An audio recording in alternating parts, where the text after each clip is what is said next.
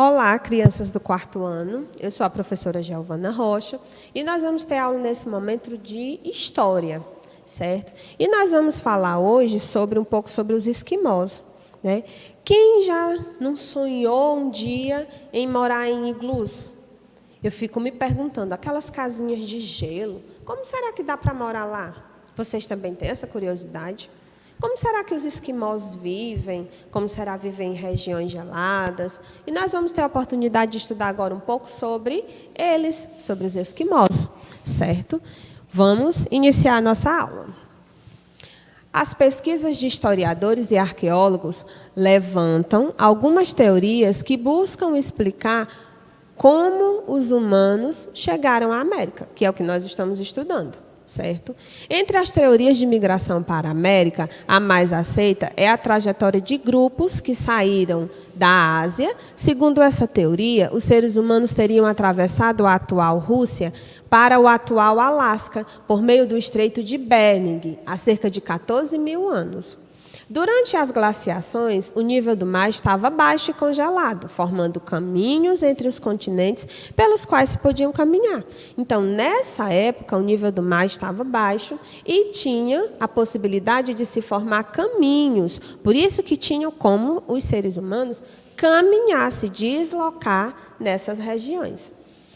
Ainda há uma teoria que informa a travessia por mar da África para a América, em um período anterior, há cerca de 100 mil anos atrás. Pela dificuldade do clima, a região norte da América foi pouco colonizada. As populações seguiram nômades. Lembram que nós já estudamos sobre os nômades, que eles não tinham moradias fixas? Isso vocês devem lembrar. Eles possuem fisionomia semelhante aos povos do extremo oriente, como as dos chineses, certo? Vamos ver aqui, ó. Essa imagem aqui representa o totem, que é um símbolo que indica a família a quem um grupo indígena pertence.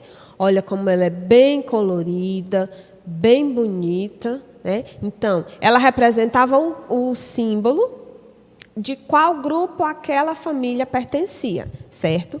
Os totens, eles são esculpidos em madeira. Olha que trabalho bacana. São todos esculpidos em madeira, pintada, certo? Vamos dar continuidade.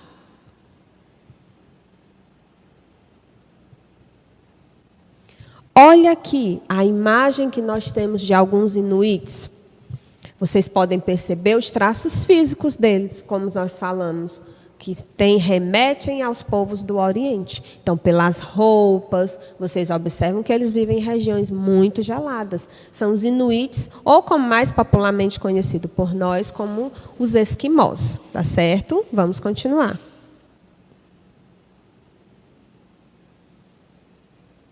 Na página 246, nós vemos uma imagem de uma pintura rupestre. Nós já estudamos muito sobre pintura rupestre, já fizemos pinturas rupestres, né? Essa aqui é lá de Lagoa Santa, em Minas Gerais.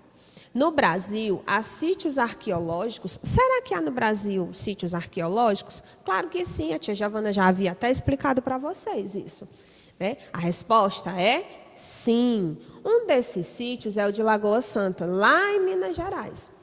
Os estudos em Lagoa Santa começaram há muito tempo, em 1835, certo? O cientista Peter Lund, ele era dinamarquês. Ele veio ao Brasil e fez descobertas fantásticas. Ele é considerado no Brasil o pai da espeleologia, que é o estudo das cavernas e grutas naturais. Então, vamos observar essa imagem, ó. Representação do registro de pinturas rupestres no sítio arqueológico em Lagoa Santa. Como nós estudamos? O que sempre os povos costumavam desenhar? Animais, né? Figuras que eles encontravam no dia a dia. Eles procuravam desenhar o cotidiano. Lembra daquelas imagens que a gente viu, que tinham até como se estivessem caçando? Então, aqui a gente também observa, ó, representações de alguns animais, que está lá em Lagoa Santa. Tá certo? Vamos dar continuidade. Para saber mais, nós sempre temos curiosidade, como será que nós que a gente veio parar aqui na América. Como será que o ser humano ia, se era a pé, se não tinha transporte? Tudo isso a gente vem estudando, né? E também nós temos uma curiosidade de conhecer animais que viveram há muito tempo. Esse aqui, olha só ele. Esse aqui é um gliptodonte. Ele é um tipo de tatu muito grande. Olha, se a gente comparar o tamanho dele com o desses seres humanos, ele era muito grande, certo? E ele viveu há cerca de 12 mil anos na América. Como a sua carapaça media cerca de 4 metros de comprimento e 1,5 metro de altura, ela era utilizada como abrigo para os seres humanos. Então, as pessoas se abrigavam.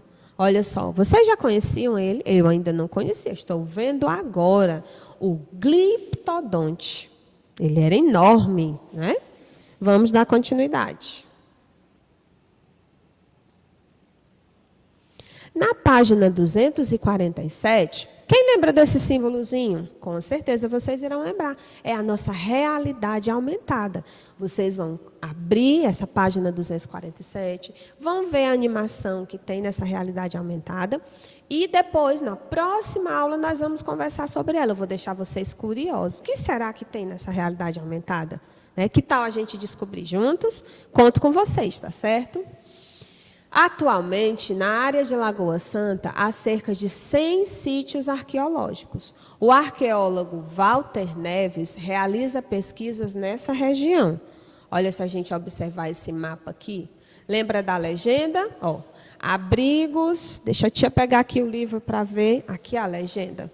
O pontinho em vermelho significa abrigo sobre rocha. Os pontinhos verdes indicam céu aberto e os pontinhos azuis indicam cavernas, certo?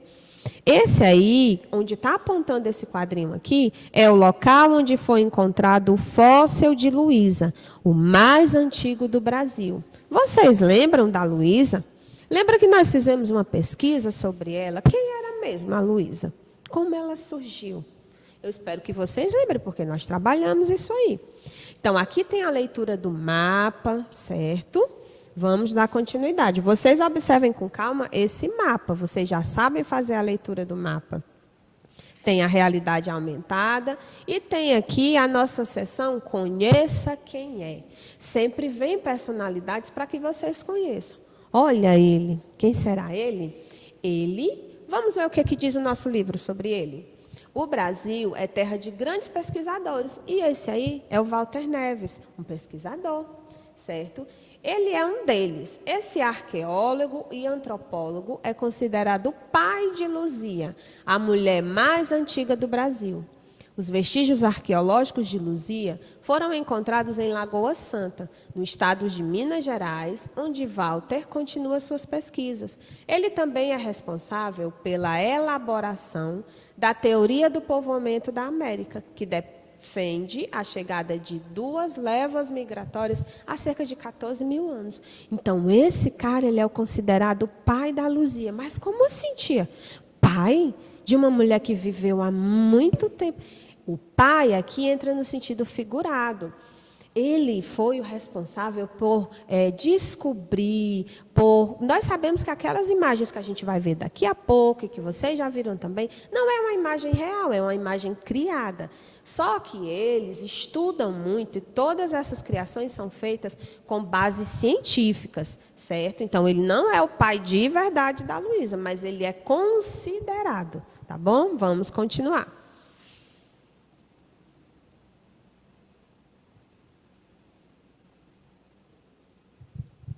Aqui nós temos o exemplo de um vídeo educacional, tá certo? Que isso aqui passa, certo? E nós vamos continuar. Aqui, ó, a Luísa. Lembra da Luísa?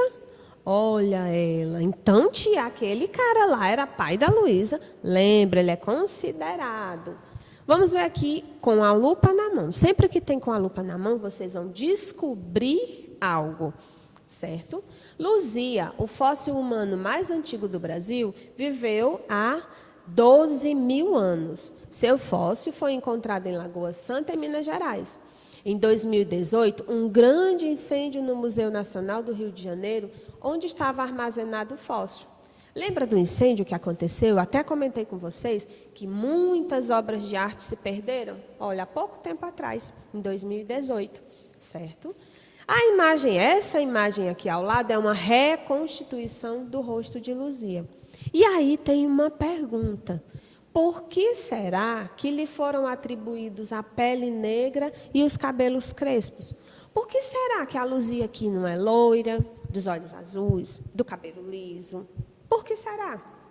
Por que que foi atribuído a Luzia essas características físicas? Por que será? Nós temos a ver, aqui vocês vão colocar a resposta, sobre onde Luzia foi encontrada. Será que uma pessoa que viveu onde Luzia foi encontrada poderia ser loira, dos olhos verdes? Não sei, vocês vão descobrir, tá certo? Então, você vai colocar a sua opinião. Por que que a Luzia recebeu essas características aí? Mas será que ela era de fato assim? Então, a pele dela, a cor do cabelo, foi algo sugerido. Agora, o restante, o tamanho, todos eles fazem estudos muito aprofundados para se chegar a essa definição. A tia Giovana vai mostrar para vocês agora um slide que vai complementar um pouco esse assunto, certo? Só um instante. Só um instante que a tia já vai mudar aqui. Pronto. Vou falar para vocês um pouco sobre, nós estamos falando sobre a migração para a América, certo? Aqui, a tia colocou para vocês uma foto dos inuits ou dos esquimós.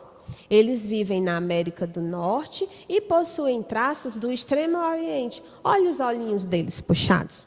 Será que é bom viver num lugar gelado assim? Será que a gente ia gostar de viver assim, bem empacotadinho com roupa de frio?